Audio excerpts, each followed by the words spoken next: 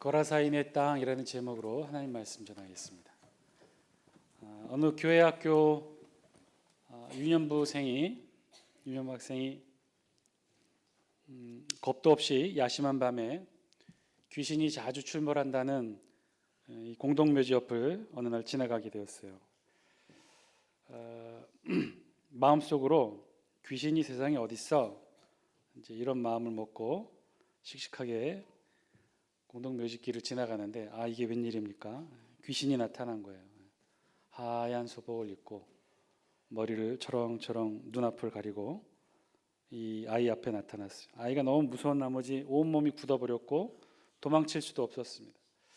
어떻게 할까 하는데 전도사님 예전에 했던 설교가 떠올랐어요.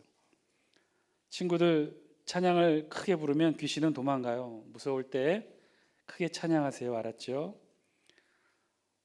근데 찬양을 떠올리고 하는데 찬양이 생각나지 않는 거예요. 그래서 막 이 찬양 저 찬양 고민하다가 지난주 광고 시간에 불렀던 찬양이 생각나서 불렀습니다. 뭐라고 불렀냐면 당신은 사랑받기 위해 태어나서. 여러분 귀신의 존재를 믿으십니까? 귀신이 있다고 생각하시나요? 예. 귀신이 있다고 생각하시는 분 혹시 귀신 보셨나요? 귀신을 보았거나 눈으로 확인하거나 뭐 이렇게 검증할 수 있는 대상은 분명히 아닐 겁니다. 왜냐하면 우리와는 다른 차원이 다른 영적 존재들이기 때문에 존재한다 하더라도 그럴 것이겠죠. 반대로 이 귀신에 대한 경험들은 두렵다거나 혹은 무서움의 형태로 많이 느끼는데 그 중에 하나로 우리가 일상적으로 경험할 수 있는 것 중에 하나가 아마도 가위눌림 현상이 아닐까 생각합니다. 가위눌림. 여러분 가위눌림 경험해 보셨나요? 경험해 보셨죠? 대답하기 싫으시죠? 가위눌림 현상인 어떤 거냐면요, 이렇게 잠을 자는데 몸이 움직이질 않는 거예요. 꿈은 계속되어지는 거죠. 그 가운데 꿈도 무서운 꿈을 꾸게 될 때 좀 식은땀이 흐르죠. 한 여인이 가위눌림으로 너무 심하게 고생하던 어느 날 몸이 너무 움직이질 않는 거예요. 깨고 싶은데 깨어나지도 않고. 그래서 간신히 눈을 떴더니만 눈앞에 웬 여인이 자신과 똑같은 정면으로 똑같이 포개어져서 누워서는 나를 이렇게 쳐다보는 거죠. 그런 꿈을 꾸었다고 합니다. 외마디 소리를 지르고 잠에서 깨었는데 이 정도면 무섭죠? 여러분들 돌아가서 또 악몽 좀 꾸시겠네요. 그렇다면 의학적으로 과학적으로 이런 현상들을 어떻게 설명하고 있을까? 이 가위눌림 현상을 의학적으로는 이렇게 설명한다고 합니다. 수면마비 증세라고 하는데 이게 어떤 의미냐면 우리가 잠에서 깨어나면 몸과 육체가 다 깨어나야 되는데 몸은 깨어났지만 뇌는 깨어났지만 몸이 아직 깨어나지 못했을 때, 뇌는 잠에서 깨었는데 몸이 아직 잠에서 깨어나지 않았을 때, 반대로 조금 다르게 몸은 이제 막 잠들었는데 뇌는 아직 미처 잠들지 못했을 때 일어나는 현상. 그러니까 뇌와 몸이 잠이라는 그런 과정을 통해서 브리치 현상이 일어날 때 이런 현상이 일어난다는 거예요. 이런 때 일종의 수면마비라고 하는 거죠. 즉 뇌는 깨어나서 다 인식 가능한데 몸은 아직 잠에 빠져 있는 상태예요. 그러니까 몸이 움직이지 않는 거죠. 그리고 가위라는 뜻은요, 원래 꿈에 나타난 무서운 것을 뜻한다고 합니다. 재미난 것은 우리가 아는 몽유병 현상, 이 정확히 이 가위눌림과는 반대라고 합니다. 여러분 몽유병이 어떤 것인지 아시죠? 몽유병은 어떤 거죠? 밤에 막 잠에서 돌아다니는 거예요. 이건 정확히 가위눌림과 반대라고 합니다. 즉 몸은 잠에서 깨어났는데 그래서 몸은 습관적으로 화장실도 가고 냉장고 문도 열고 물도 꺼내는데 이 정신이 잠에서 들 깨는 거죠. 이런 것들을 가위눌림 혹은 수면마비라고 한다면 사실 뭐 저 같은 경우도 가위눌림은 잘 경험해 보지 못했지만 다른 건 좀 경험해 본 적이 있어요. 여러분 혹시 잠을 자면서 내가 코 고는 소리를 혹시 한번 들어보신 적 있나요? 내가 잠을 자고 있는데 내 코 고는 소리를 내가 듣거나 느낀 거예요. 그런 적 있으세요? 예, 그렇군요. 난 저만 느낀 줄 알았는데 막 잠이 들려고 하는데 제 코가 막 진동을 하면서 부르르 떠는 거예요. 그래서 벌떡 잠에서 깬 적이 있는데 저는 제 코가 그렇게 진동을 내고 큰 소리를 내는 줄 몰랐습니다. 이것도 마찬가지죠. 몸은 막 잠들었는데 정신이 아직 미처 잠들지 못한 거예요. 그러니까 몸에서 나는 소리를 정신이 들었던 것이죠. 자, 어쨌든 이상은 의학적으로, 과학적으로, 세상이 합리적으로 설명하는 부분이고, 그런데 우리가 실제 삶 속에서 이런 가인 울림을 아주 심하게 겪게 되거나 거기에 또 무서운 괴이한 꿈까지 꾸거나 혹은 그 전날 누군가 나에게 내 어깨 위에 누가 앉아 있는 것 같아 뭐 이런 얘기까지 들으면 식은땀 나죠. 고통스럽습니다. 힘들 수 있어요. 근데 이것이 이상이 세상에서 말하는 귀신에 대한 이야기죠. 우리와 다른 존재에 대한 이야기, 귀신이라고 하는 다른 영적 차원의 존재에 대한 담론이 이렇다는 거예요. 그렇다면 우리에게 있어서, 우리 기독교인에게 있어서 우리 신학적으로는 이 귀신을 어떻게 설명할 수 있을까? 근본적으로 우리는 신학적으로 이 귀신의 존재에 대해서 인지하고 있는가, 인정하고 있는가? 한 걸음 더 나가서 그렇다면 그런 존재들을 어떻게 우리가 신학적으로 설명해 줄 수 있을까? 그리고 실제로 많은 이들이 이런 귀신에 대해 힘들어하고 고통받고 어려움을 겪고 있는데 이들에게 우리 교회가 어떻게 도움을 줄 수 있을까? 귀신이라고 하는 다른 영적 차원의 존재에 대한 기독교적인 담론은 무엇인가? 이런 질문에서 본다면 오늘 우리가 잠시지만 함께 다뤄보고자 하는 이 영적 차원이 다른 존재, 귀신에 대해서는 사실 우리 기독교에서는 숙제에 가까워요. 난제에 가깝습니다. 왜 그러냐면 이 귀신이 실제하고 영적 차원이든지 실제 존재한다면 이 귀신이라는 존재가 어떻게 만들어졌을까라는 문제에 봉착하게 됩니다. 예를 들면 세상 모든 만물을 누가 만들었죠? 하나님이 창조하셨습니다. 하나님이 창조하셨어요. 이 창조신학적 관점에서 본다면 그렇다면 이 귀신은 누가 만들었을까요? 첫 번째, 모든 것을 하나님께서 창조하셨으니 귀신도 하나님이 만드셨다고 한다면 하나님이 모든 것을 만드셨다고 하는 하나님의 전능성은 지킬 수 있으나 하나님의 신정론에 문제가 된다고 하는 거예요. 하나님이 악도 만드시고 사탄도 만드시고 그럼 귀신도 만들었다는 얘기인데 하나님이 귀신도 만드시고 보시기에 좋았더라라는 말씀을 하셨다는 얘기잖아요. 그렇다면 하나님이 과연 정의로운가? 하나님은 과연 선하신가라고 하는 신정론의 위해가 된다는 거예요. 두 번째, 아니다. 하나님은 귀신, 사탄, 악 이런 것들은 만들지 않으셨다. 하나님이 보시기에 좋았다라고 하는 것들만 만드셨다라고 한다면 그래서 하나님은 결코 악을 만들지 않으셨다고 한다면 그렇다면 이 귀신의 실제 존재하고 예수님조차도 그 존재를 인정하셨던 이 존재들은 누가 만들었다는 것인가? 만약에 하나님도 만들지 않으셨고 또 그러나 예수님을 통해 그 실체가 인정되고 있는 이 존재 하나님이 만들지 않는 것이 이 세상 가운데 돌아다닌다고 한다면 그렇다면 어떻게 되는 거죠? 하나님의 전능성에 위해가 된다는 거예요. 그래서 사실은 이 문제에 대해서는 신학적으로는 난제입니다. 이렇게도 저렇게도 해결할 수 없는 안타까움이 있는 것이 사실은 난제. 그래서 어거스틴이라고 하는 신학자는 귀신의 존재에 대해서 인정하진 않아요. 귀신의 존재라고 하는 영적 차원이 있다고는 보진 않아요. 단지 우리 안에 있는 선한 의지의 결핍이 그러한 것들, 현상들을 나타나게 한다고 그렇게까지도 이해를 합니다. 어쨌든 자, 귀신의 존재 유무에 대해서 오늘 제가 드리고 싶은 말씀은 너무 여기에 관심 갖지 말라는 거예요. 왜냐? 우리 성서에서도요. 예수님께서도 이 존재에 대해서는 인정하셨지만 성서의 관심도 귀신 자체에 대해서 관심하고 있지는 않아요. 우리 성경을 자세히 살펴보면 예수님이 관심 가지셨던 대상은요. 귀신이라고 하는 대상이 아니라 귀신에 의해 고통받고 있는 인간에 대해서 병자에 대해서 예수님이 관심하셨다는 거예요. 사탄만 하더라도 그래요. 예수님의 실제적 공생의 사역의 대상은 사탄이 아니었어요. 사탄님은 그렇게 본다면요. 우리 예수님의 사역의 대상에서는요. 귀신, 악귀, 사탄은 예수님의 관심의 대상조차 되지도 못하셨어요. 무시하실 정도로 우리 예수님이 취급하셨어요. 오히려 예수님이 관심하고 마음을 쓰셨던 것은 이런 것들로 인해 인간이 괴로움을 당하는 부분에 대해서 예수님이 관여하시고 축귀, 귀신도 쫓아내시는 그런 사역도 하신 것이죠. 따라서 너무 여기에 연연해하거나 너무 또 무서워하거나 마음 두지 마세요. 마음 빼앗기지 마십시오. 나중에 천국에 가면 다 자연스럽게 알 수 있게 되는 것들이겠죠.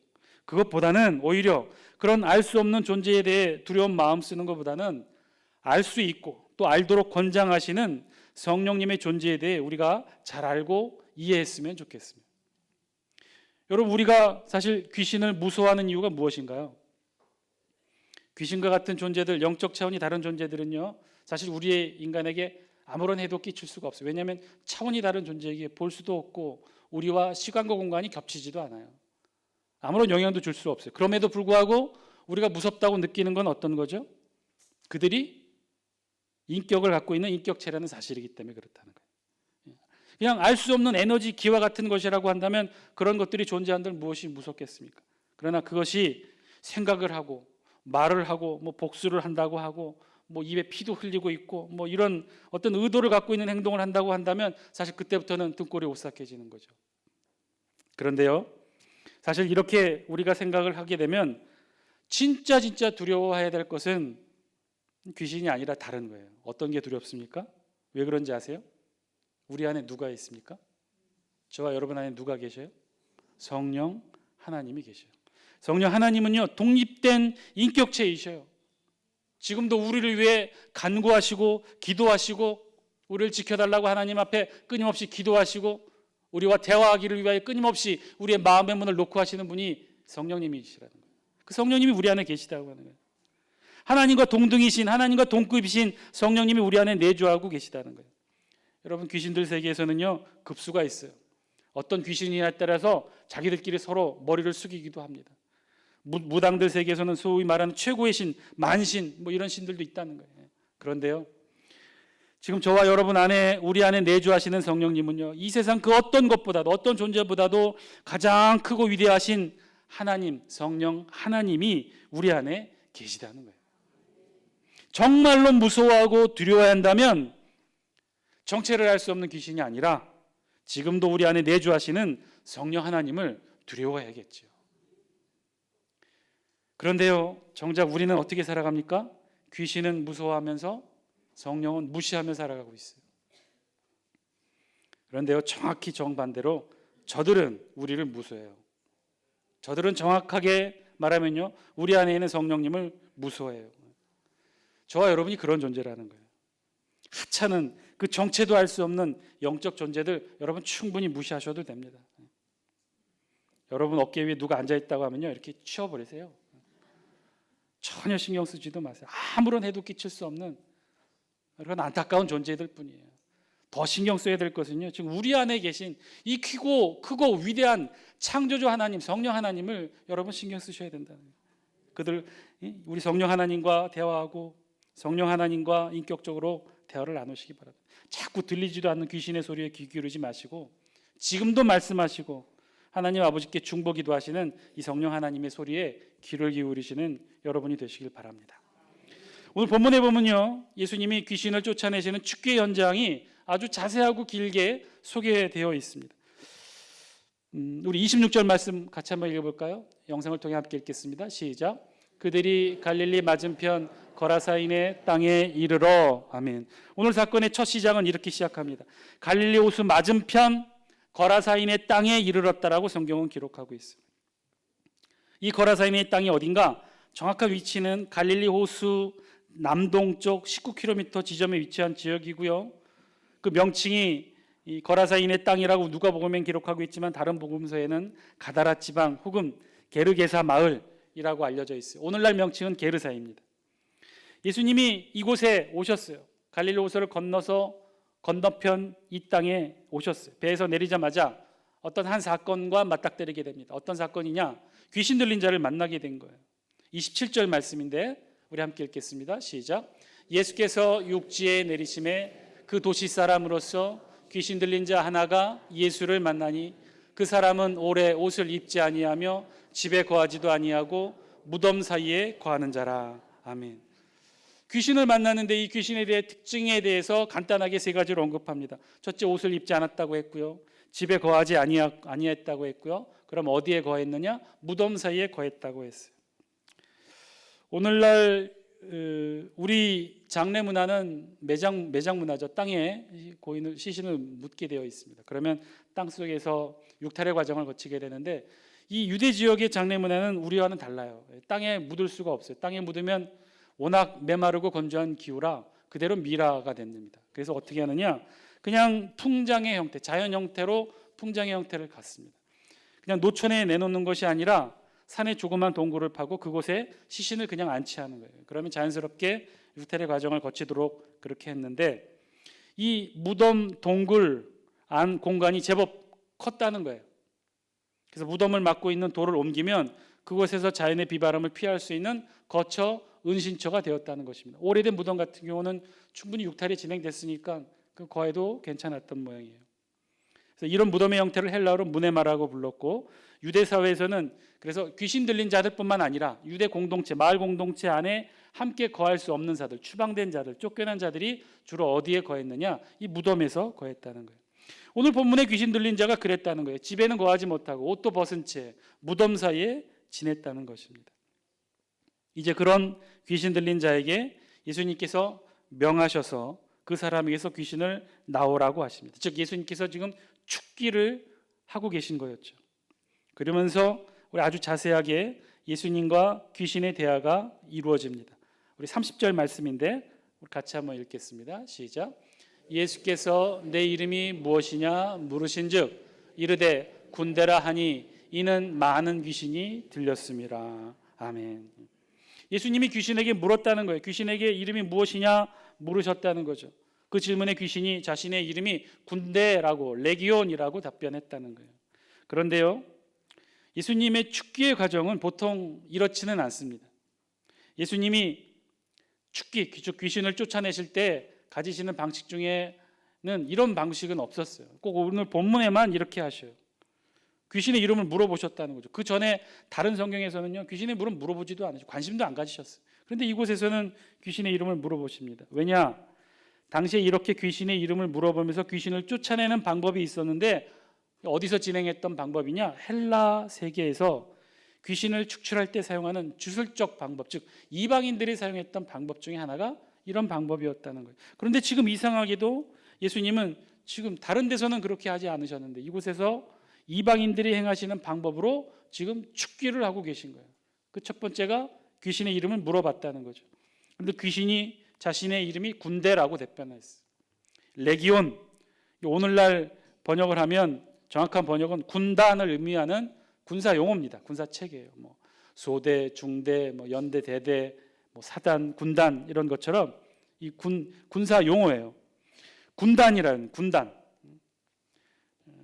실제로는 이제 군단처럼 그렇게 인원이 많은 건 아니고 실제 병력 규모는 한 사단 규모가 된다고 합니다. 보통 당시 로마 시대 군단의 병력 규모는요, 중무장한 보병이 한 6천 명이고 거기에 한 120명 정도의 기병으로 이루어진 게 군단의 병력이었습니다. 그것을 레기온이라고 했고 지금 귀신이 자신의 이름을 레기온이라고 말한 거죠. 그것은 이 지금 귀신 들린 자 안에는요, 이 군대라고 불리울 만큼 그만큼 많은 숫자의 귀신들이 지금 한꺼번에 다 들어가 있다는 거예요. 굉장히 많은 숫자의 귀신들이 있다는 것이죠. 실제로 나중에 이 귀신들이 무적행으로 들어가기를 원치 않아서 예수님께 간구하죠. 저 돼지떼에도 들어가게 해달라고 해서 이 돼지떼가 결국 몰살하게 되는데 그 돼지떼의 숫자를 마가복음의 기록에 의하면 이렇게 기록합니다. 2,000마리가 넘었다고 했어요. 그러니까 이 귀신 들린 자 안에 들어있는 귀신들의 숫자가 그만큼 많았음을 또한 의미하겠죠. 이제 이 귀신 들린 자가 예수님께 간청합니다. 31절에 보면 무적행으로 들어가라 하지 마시기를 간구하더니, 그러니까 무적행으로 들어가라고 들어가지 말아달라고 예수님께 간청한 거죠. 이 무적행이라고 하는 것은 바닥이 없는 곳이란 뜻인데요. 그러니까 밑바닥이 없는 끊임없는 나락으로 떨어지는 공포스러운 장소입니다. 실제로 신학적인 의미로 이 무적행은요, 최후의 심판이 있기 전까지 멸망받을 짐승 곧 사탄의 세력이 일시적으로 거주하는 실제 장소를 가리킵니다.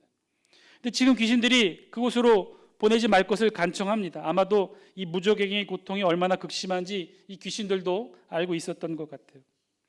자, 그래서 마침내 이들의 간청 예수님이 들어주시고 이들이 돼지떼가 있는 곳으로 들어가서 돼지떼가 다 산비탈로 내려다라 호수에 들어가 몰사하는 그 과정으로 우리 성경의 사건은 기록이 맞춰집니다. 실제 예수님의 군대 귀신 축기 사건은 이렇게 마무리가 되죠.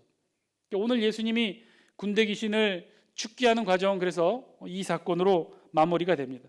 그런데요, 오늘 본문 말씀은요, 우리 성경은 여기서 끝나지 않고 한 가지 사실을 더 추가적으로 기록하고 있어요.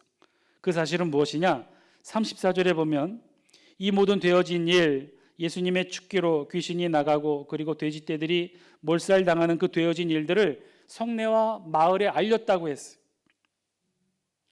오늘 이어진 일, 일어난 일, 예수님의 축기로 귀신이 쫓아나가는데 돼지떼들이 들어가서 2,000마리가 넘는 돼지떼들이 한꺼번에 몰살하는 이 사건을 보고 주변에 있는 마을에 알려줬고, 그래서 마을 사람들이 다 예수님을 보러 나왔는데 예수님의 모습이, 예수님 옆에 귀신 들린 자의 모습이 온전한 모습으로 예수님 곁에 앉아 있다라고 우리 성경이 추가적으로 더 기록을 하고 있어요. 이 35절 말씀인데요. 우리 같이 한번 영상을 통해 읽어볼까요? 시작. 사람들이 그 이루어진 일을 보러 나와서 예수께 이르러 귀신 나간 사람이 옷을 입고 정신이 온전하여 예수의 발치에 앉아 있는 것을 보고 두려워하거늘. 아멘. 아마 이 사건은 굉장히 큰 사건으로 목격자들에 의해 성과 마을과 온 지역에 다 알려졌던 모양입니다. 그래서 삽시간에 마을에 있던 사람들이 다 그 되어진 일을 보려고 예수님께 나왔다는 거예요. 그곳에서 어떤 장면을 보았느냐? 그 귀신 들렸던 자들, 아주 오랫동안 마을 사람들의 골치를 앓고 있었고 사람들의 어떻게 제어할 수 없었던 이 귀신 들린 자가 얌전하게 옷을 입고 예수님의 발치에 앉아 있는 것을 보았다는 것이고, 그것을 보고는 마을 사람들이 어떻게 했느냐? 두려워했다라고 우리 성경이 기록하고 있습니다. 도대체 이 소식을 듣고 본 사람들이 본 모습이 무엇이기에 이걸 두려워했을까? 왜 예수님을 두려워하게 되었을까? 귀신 들렸던 자가 다시 온전하게 되어진 것을 보고 왜 이들이 두려워했을까? 온전하여진 귀신 들렸던 자, 오랫동안 옷을 입지 않았다고 했고요.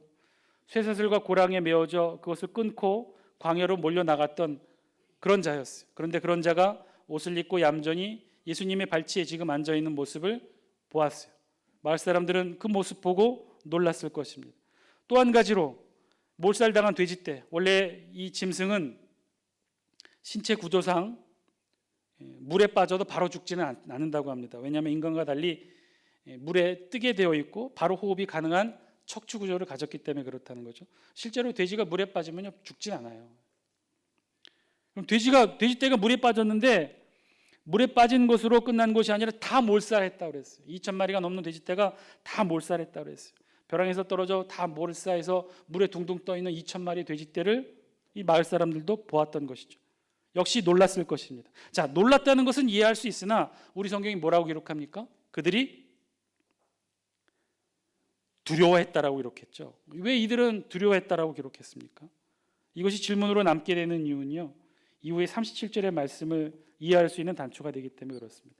37절에 우리 영상을 통해 같이 한번 읽어볼까요? 시작. 거라사인의 땅 근방 모든 백성이 크게 두려워하여 예수께 떠나가시기를 구하더라.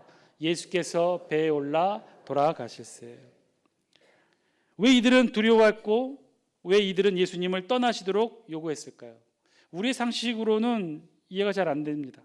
오랫동안 귀신 들렸던 사람, 마을에서도 골치였을 것입니다.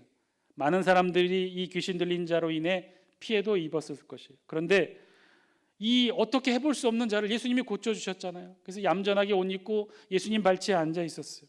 예수님의 치유의 능력으로 고쳐주셨어요. 그리고 왜 사람들이 기뻐하고 즐거워하지 않고 왜 두려워하고 예수님에게 떠나시도록 예수님을 배척했을까? 그토록 오랫동안 괴롭혔던 귀신 들린 자를 예수님이 고쳐주셨는데, 그런 예수님의 능력이라면 다른 질병도 다른 자신들의 문제도 해결해 주실 것이다 라고 하는 기대와 소망을 왜 이들은 갖지 못했을까요? 실제로 그들은 그렇지 않았어요. 예수님의 축기의 기적을 보고 놀랐고 그 놀라움은 기대와 소망으로 바뀐 것이 아니라 두려움으로 바뀌었고 급기야 예수님을 떠나시도록 요구하는 배척하기에 이릅니다. 이들을 두렵게 한 이유가 무엇이었을까? 왜 이들은 예수님을 두려워했을까요?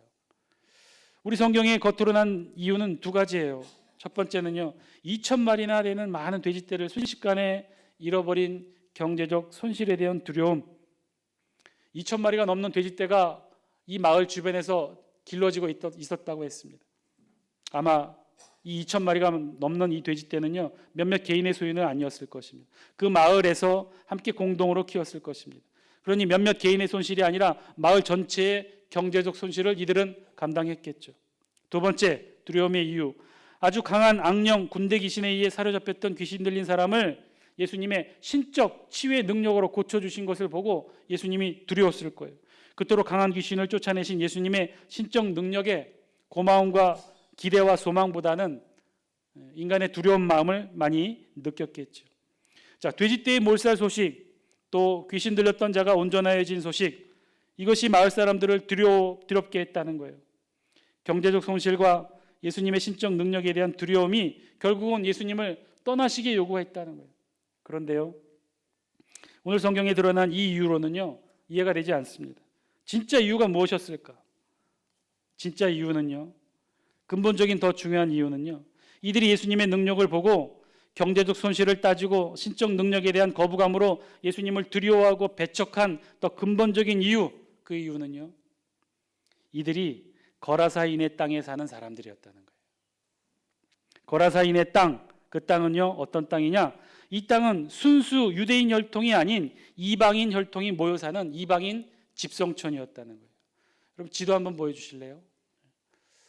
유대 지도는요, 위에 조그만 가운데 있는 이 갈릴리 호수를 보시고 그 아래에 있는 커다란 사해 바다를 한번 보시고요. 그 사이에 이렇게 줄로 그어져 있는 요단강을 보시면 돼요. 그래서 이 갈릴리 호수부터 시작한 요단강 사해까지 이어지는 이 요단강을 기준으로 왼편과 오른편으로 나눠지게 됐는데, 왼편은 보시면 갈릴리 지방이 있고요. 그 아래 사마리아 지역이 있고 아래 유대 지역이 있습니다. 오른편을 보시면 드라고니도 있고요, 데가볼리도 있고요, 베레아도 있습니다. 그래서 여러분 보시기에 왼편은 유대인 거주 지역이고요, 오른편은 아예 이방인들이 거주하는 지역이었어요. 그 중간에 있는 사마리아 지역은 어떤 지역이냐? 이방인과 유대인의 혼혈 지역이었어요. 그래서 예수님께서 갈릴리 호수를 건너편 맞은편으로 가셨다고 하는 것은 예수님이 곧 어디로 가셨다는 것을 의미하느냐? 이방인 집성촌으로 가셨다는 걸 의미해요. 지금 이 땅이 이방인 지역이었다는 거예요. 이들이 돼지를 사육했던 것도 그런 이유입니다. 유대인들은요, 정결법에 의해 돼지를 사육하거나 먹을 수조차 없어요. 가까이 해서는 안 됩니다. 또 예수님이 죽기 귀신을 물어보았던 그 이유도 바로 여기에 있는 거예요. 이방인들에게 친숙한 방법으로 축기를 지금 진행하셨던 것이죠. 사랑하는 장수교 성도 여러분, 거라사인의 땅, 그 땅에 사는 사람들은요, 결국 예수님을 두려워합니다. 그리고 예수님을 떠나시기를 요구하고 결국은 예수님을 배척했어요. 귀신 들린 자를 치유하시는 예수님의 그 놀라운 신적 치유 능력을 보고도 강한 거부감으로 배척했다는 거예요. 자신들의 경제적 실리를 따져보고 예수님을 배척했다는 것입니다. 왜 그랬을까요? 이들은 왜 예수님의 능력과 치유의 기적과 말씀의 은혜를 기다리지 못하고 눈에 보이는 모습을 보고 두려워하여 예수님을 배척했을까? 그들의 땅이 이방인의 땅이었기 때문에 그렇다는 거예요. 거라사인의 땅이었기 때문에 그렇다는 거예요. 하나님을 알지 못하고 예수님을 알지 못하는 그런 이방인들의 땅이었기 때문에 그렇다는 거예요. 그들의 땅에서는요, 이방인의 땅에서는요, 거라사인의 땅에서는 예수 그리스도의 능력을 받아들일 수가 없었어요. 예수 그리스도의 능력을 인정할 수가 없었어요. 예수님의 능력으로 더 큰 치유와 기적과 이적의 말씀의 잔치를 이방의 땅에서는 받아들일 수 없었던 것이죠. 사랑하는 장수교 성도 여러분, 오늘 말씀을 통해 저와 여러분은 우리의 땅은 어떤 땅인지 우리의 모습을 돌아보기를 원합니다. 저와 여러분들이 발딛고 서 있는 이 땅은 어떤 땅인가요? 우리의 삶의 지평은 어떤 땅입니까? 믿음의 땅인가요? 순종의 땅인가요? 신앙의 땅인가요? 예수님의 신적 능력을 보고 두려움으로 여러분들도 바라보고 있지는 않습니까? 예수님의 기적을 우리의 경제적 이해 득실로 여러분 따지고 있지는 않습니까? 예수 믿는 것이 나에게 이득이 되는지 실이 되는지 따져보고 계산하고, 이득이 되면, 도움이 되면 헌신하고 봉사하고, 조금이라도 손해가 되면, 조금이라도 상처가 되고, 조금이라도 아픔이 되고 불편하게 되면 언제라도 돌아서서 배척하고, 크리스천이 아닌 것처럼 행동하고, 세상 사람보다 더 못한 모습으로 살아가고 있지는 않습니까? 이방인의 땅이 아닌 믿음의 땅, 신앙의 땅, 그 기준이 무엇입니까? 눈앞에 세상의 물질의 이해득실을 따지는 것이 아니라 눈에 보이지 않는 하늘의 축복의 이해득실을 따져야 하는 것이 아닙니까? 사랑하는 장수교 성도 여러분, 저와 여러분의 땅, 우리의 땅이, 우리의 가정이, 우리의 일터가, 우리 교회가 그런 믿음의 땅이 되었으면 좋겠습니다. 그런 신앙의 터전이 되었으면 좋겠습니다. 조금 손해가 되더라도, 조금 빠르지 않더라도, 조금 돌아가더라도, 세상이 바라볼 때는 좀 어리석은 방법이라 하더라도 믿음과 사랑과 신뢰의 마음으로 우리의 믿음의 땅에 언젠가 하늘의 축복이 이루어질 것을 기대하며 믿음과 소망으로 예수님의 기적을 바라보고 두려워하지 않고 예수님께 나아가는 저와 여러분의 땅이 되기를 주의 이름으로 간절히 축원드립니다. 기도하겠습니다.